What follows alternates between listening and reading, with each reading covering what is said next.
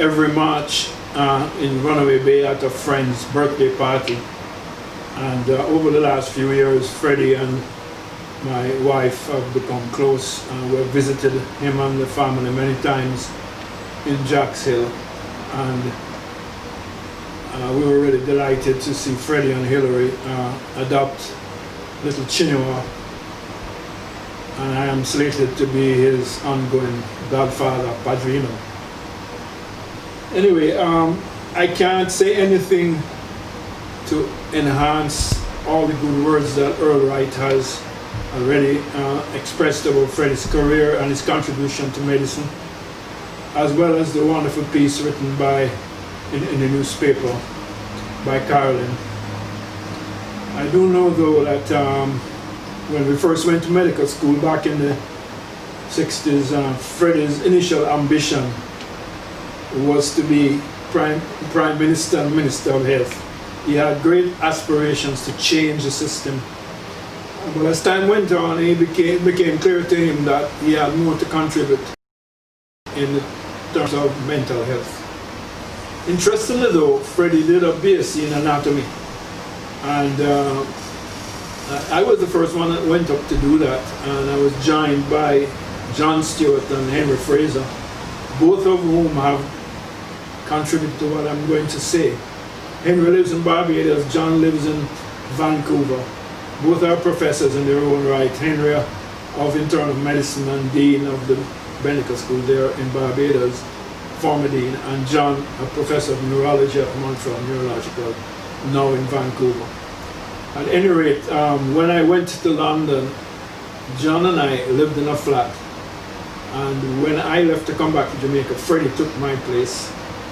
And John gives me the story of Freddie being able to come up with the most perfect British accent. Because you see, John, although Caucasian, is the son of Professor D.B. Stewart, the first professor of obstetrics at UWI. And John spoke with a very broad Jamaican accent. So when he called up for a place, when he was looking for a place to live, they immediately thought he was Jamaican. And in those days, you couldn't get a flat if you're a Jamaican. That's just a fact of life, those days. So John was known as the white guy with the black accent. But Freddie would take over and talk in his inimitable style. And half of the time we were able to get a place to live because of Freddie's accent. Anyway, there was a long gap of time when I went away to Canada for many years. But Freddie and I kept in touch with each other.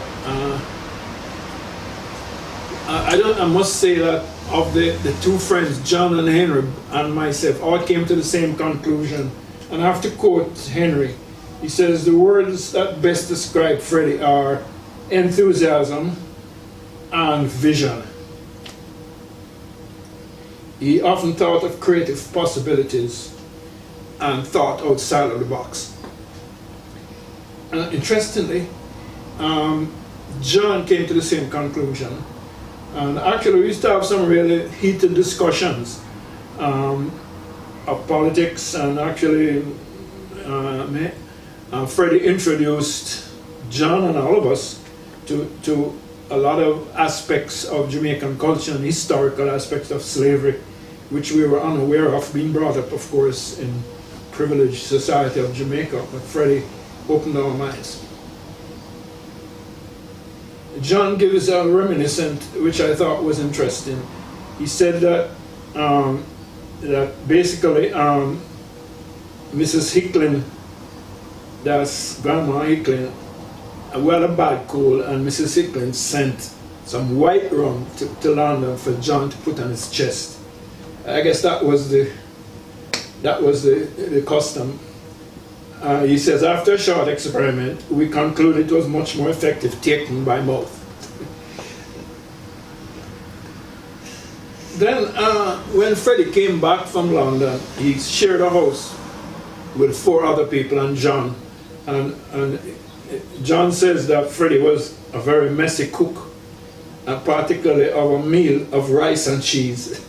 But the most important thing of that era are the lively discussions about all and sundry. Particularly, he actually introduced us to Tolkien, which none of us had read. And he widened our knowledge of Jamaican politics, state, and dance in many ways. John goes on to say, by the way, that when John was a professor of neurology in Montreal, Freddie visited on many occasions. And they always had discussions about indigenous aspects of Jamaican history. There's one particular event where John and Freddie got into a heated argument, and John was defending the Canadian government. John goes on to say, of course, Freddie was totally right, drawing on a fund of knowledge regarding analogies with slavery and the treatment of Aboriginal peoples, etc. So basically, you know,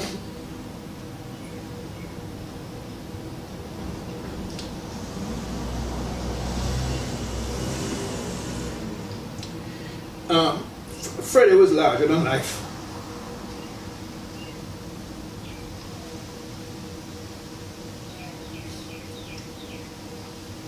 Unique.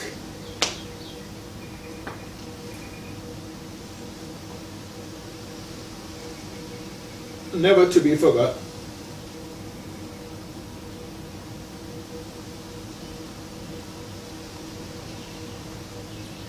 Rest well, my friend.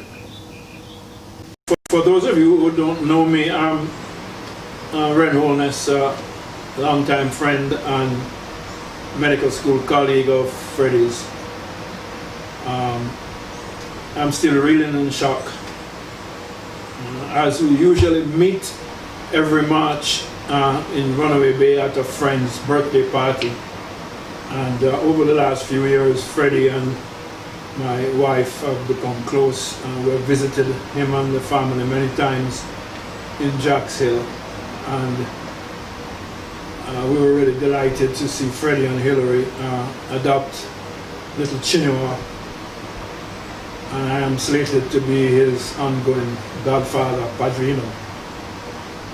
Anyway, I can't say anything to enhance all the good words that Earl Wright has already expressed about Freddie's career and his contribution to medicine, as well as the wonderful piece written by in the newspaper by Caroline. I do know though that when we first went to medical school back in the 60s, Freddie's initial ambition was to be Prime Minister and Minister of Health. He had great aspirations to change the system. But as time went on, it became clear to him that he had more to contribute in terms of mental health.